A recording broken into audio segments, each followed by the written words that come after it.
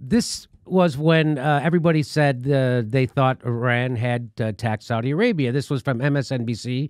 It said, just in, American intelligence shows that the attack on a major Saudi oil facility was launched from Iran.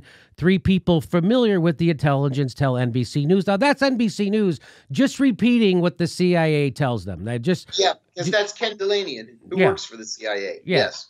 So that's not news. So No. that's the thing. Like, so my show's on YouTube. So when a breaking news story like this happens, YouTube now, their algorithm pushes you to places they consider what they call a trusted media news sources like MSNBC. This is complete bull. This is just what they're doing is pushing you towards the CIA talking points. And YouTube was supposed to be the antidote to that. And it isn't anymore when it comes to breaking news. But at least we get to do it after the fact. So that's why I'm doing it. I'm showing you this is complete fake news. And so when Trump, that's the thing too. So when Trump says fake news, it lands because most of what the corporate news does is fake news, especially when it comes to foreign policy and war, right? So, right. So that go ahead. From CNN tweeted in the aftermath of that attack. So I guess again, Mr. President, you're not going to do anything. And I tweeted at him and I said, if you have evidence, real intelligence that the Iranians were behind this, you have a duty to let us know what it is. Otherwise, keep your neoliberal warmongering opinions to yourself. And then he responded. But all he said was, I never advocated going to war.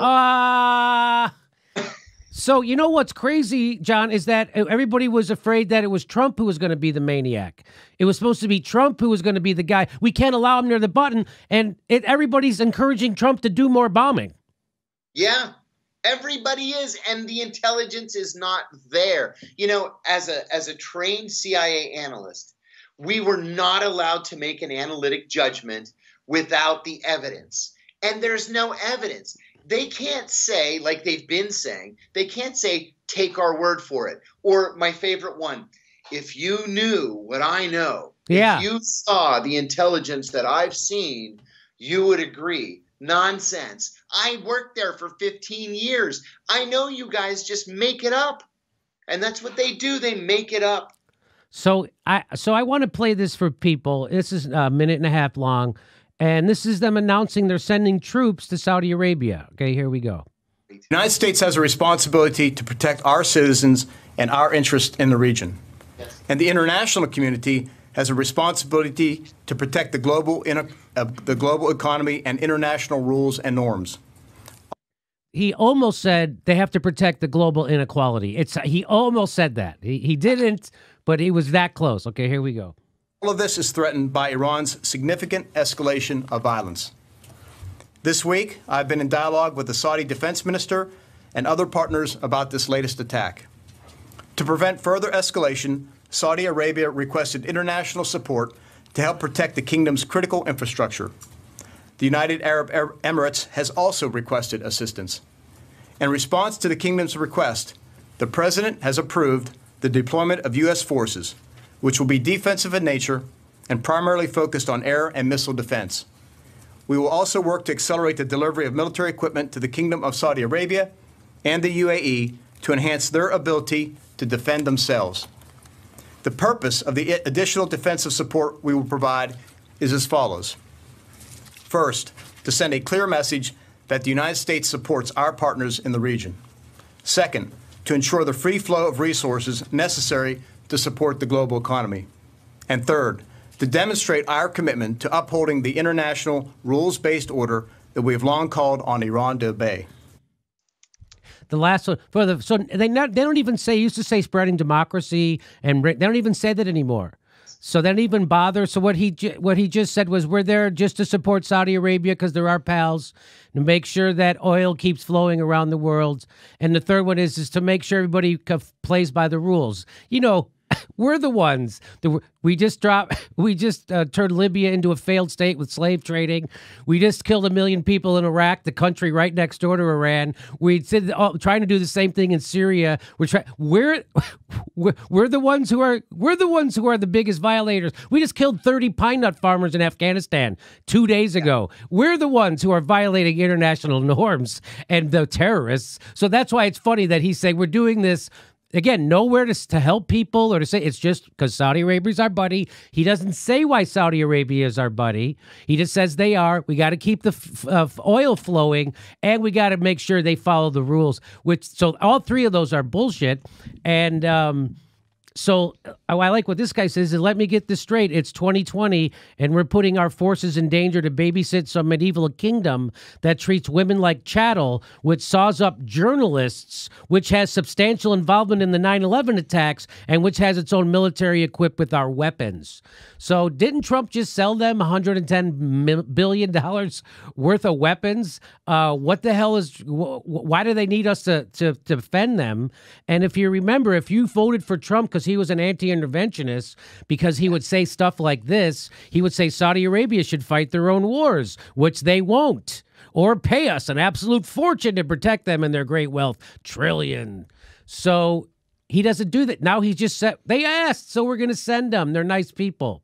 So if you want to impeach Trump, it should be over being in bed with a murderous dictator who dismembers journalists and is now committing a genocide in Yemen that Trump is helping. Yes.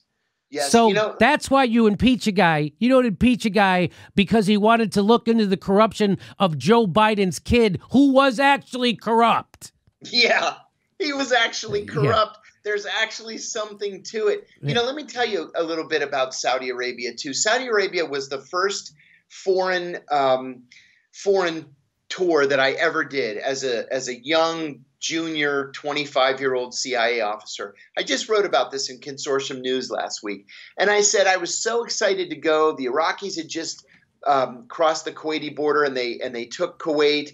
And I was sent to Saudi Arabia to sort of babysit the Saudi royal family, which was my area of expertise at the time. I was so excited. Every day I would walk to the American embassy in Riyadh from a little apartment that they put me in the diplomatic quarter. And the embassy was ringed by Saudi guards. So every day I would say to the guard, "Assalamu alaikum, may peace be upon you." And he would ignore me. The response is supposed to be, "Wa alaikum assalam," and "upon you peace." But he would ignore me. And I would do this every day just to see if he would say something. When I was going to the embassy and then leaving from the embassy, "Assalamu alaikum," and he would ignore me. So one day I said to him, "What's your fucking problem?" And he was ready with a response. And he said, "You are hired help. We hired you to come here and to protect the oil fields. We paid you money. You're not here because we're friends. You're here because we bought you. So don't expect thanks." And he was exactly right. He was right. We are hired help to them. They're not doing this out of the goodness of their hearts. They want to buy our weapons to keep Americans working and keep our factories open. That's all bullshit. They don't care one whit about us. And another thing, too, and this is something that Americans just don't know, is that there are no Saudi nationals in the Saudi military except at the highest ranks. That is lieutenant colonel and higher. They're all Pakistanis. They're hired help. And so that's who we're fighting alongside over there. So Pakistani mercenaries. That's right, because the people of Saudi Arabia won't join their own military. Just like back here in the United States, they have to create a financial crisis so people will join the military. We just did a story about that the student loan crisis is the thing fueling the military recruitment. It's not people wanting to serve their country or fight communism or terrorism. It's people who don't have any other financial options. So the same thing's happening in Saudi Arabia is they can't get anybody to join their military. So they're also trying to create this Yemen crisis. This is twofold. It cashes in the check that the United States has to come support them. They wanted to test us. That's what Yemen is, them testing us. Also, they can create a crisis, so that they go, you got to join the military. We got a crisis, right? Yeah. So back to you. Yeah.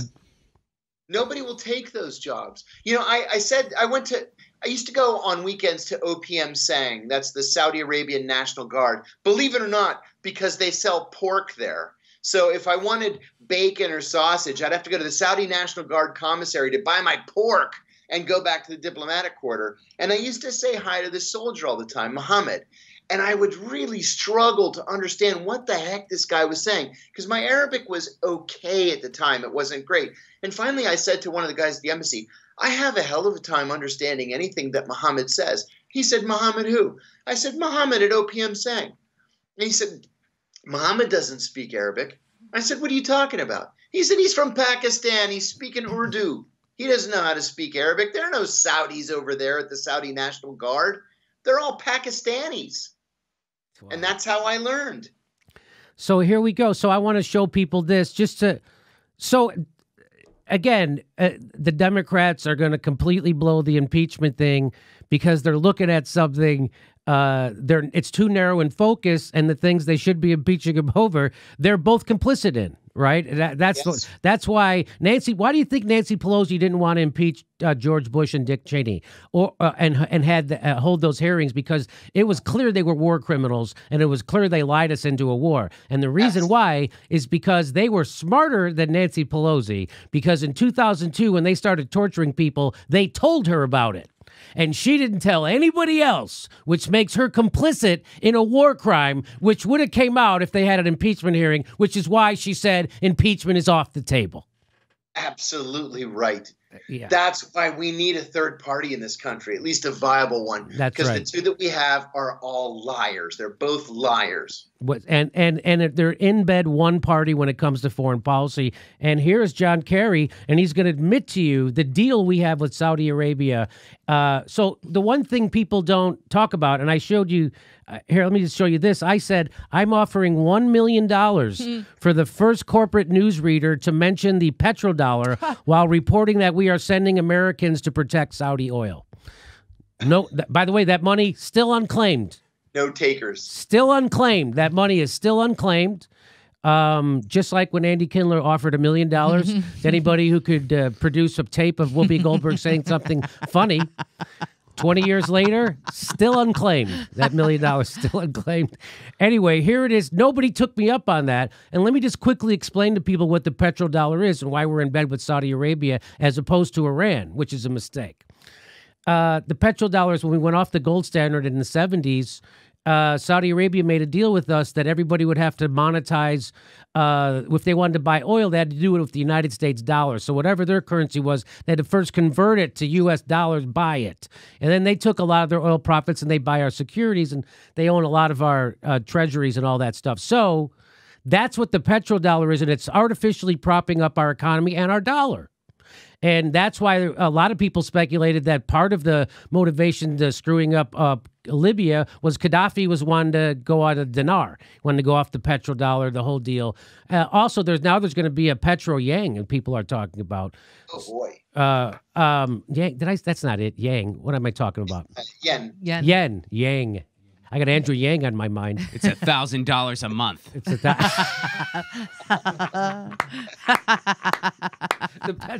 Andrew Yang's petrodollar is $1,000. That's funny.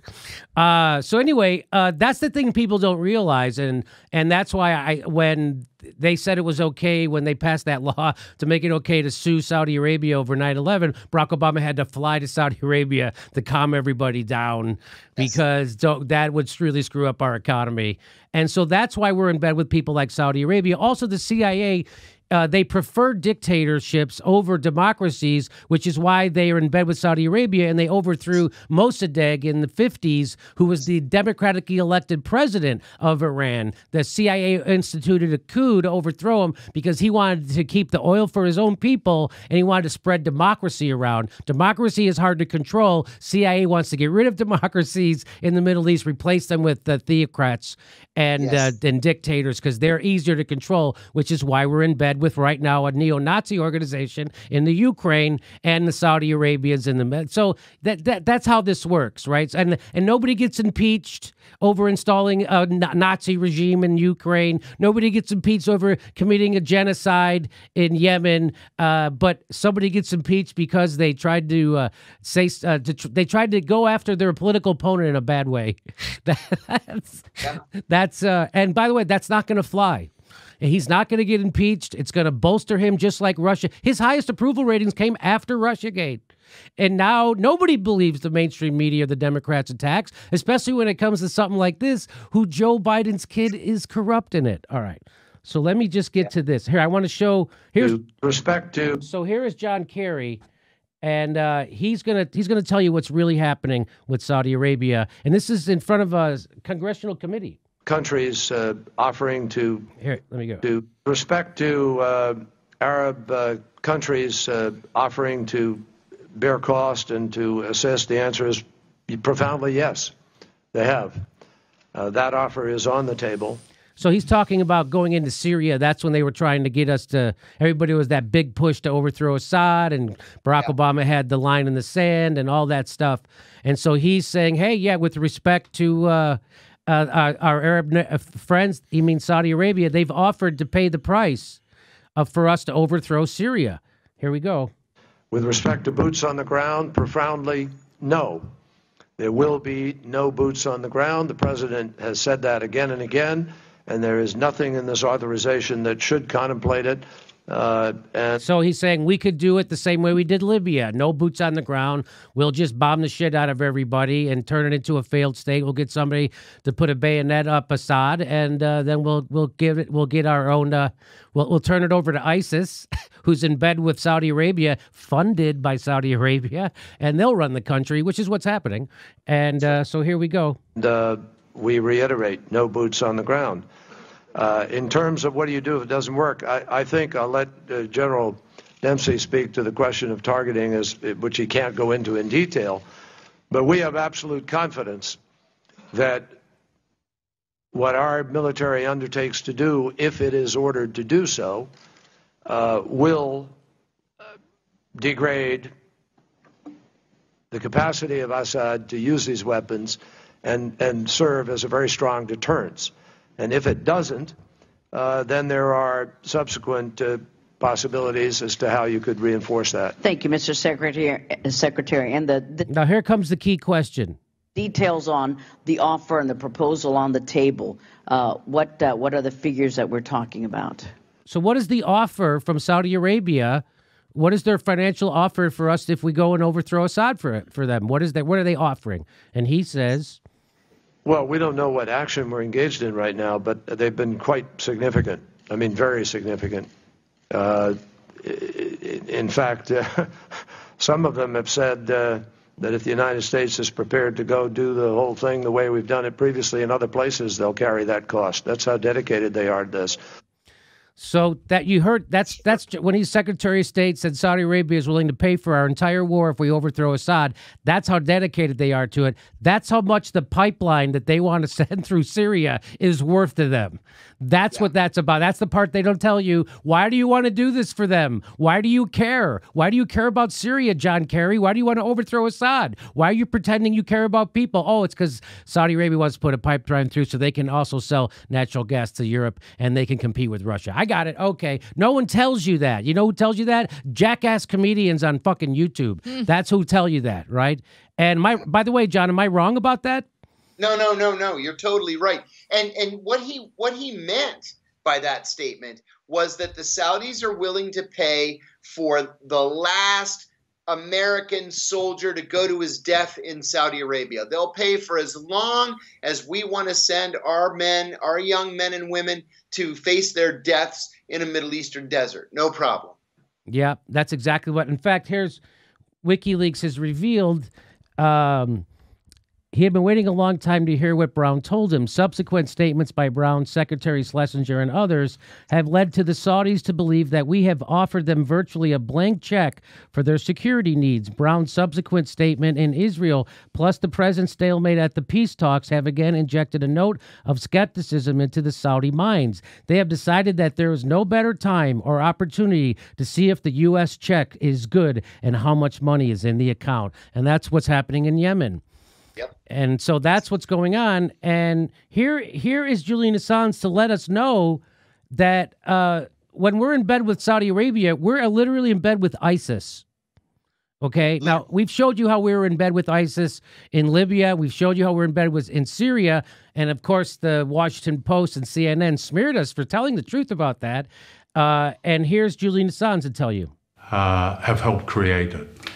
There's a early 2014 email from Hillary Clinton, so not so long after she left Secretary of State, to her campaign manager, John Podesta. That email, it states that ISIS, is funded by Saudi Arabia and Qatar, the governments of Saudi Arabia and Qatar. Now, this is I think this is the most significant email in the whole collection. And perhaps because Saudi and Qatari money is spread all over the place, including into many media institutions. All serious analysts know, even the US government has mentioned or agreed with that some Saudi figures have been supporting ISIS, funding ISIS. No. But the dodge has always been that's it's just some rogue princes using their cut of the oil money to do whatever they like, but actually the government disapproves. But that email says that no, it is the governments of Saudi and the government and Qatar that have been funding ISIS. The Saudis. So there you go. That email reveals that it's the government of Saudi Arabia that is literally funding ISIS, not rogue princes with their share of the oil money, which is what people have said before. Again, this doesn't get reported. Even when we're sending troops to Saudi Arabia, the people reporting that don't tell you about this. They don't tell you that Saudi Arabia is in bed with ISIS. They don't tell you they're committing a genocide in Yemen and we're helping them. They don't tell you anything, nothing, which is why we have Donald Trump as president. Yeah, they also don't tell you that Al-Qaeda is now called a Nusra Front in Syria, and that we're funding them and arming them.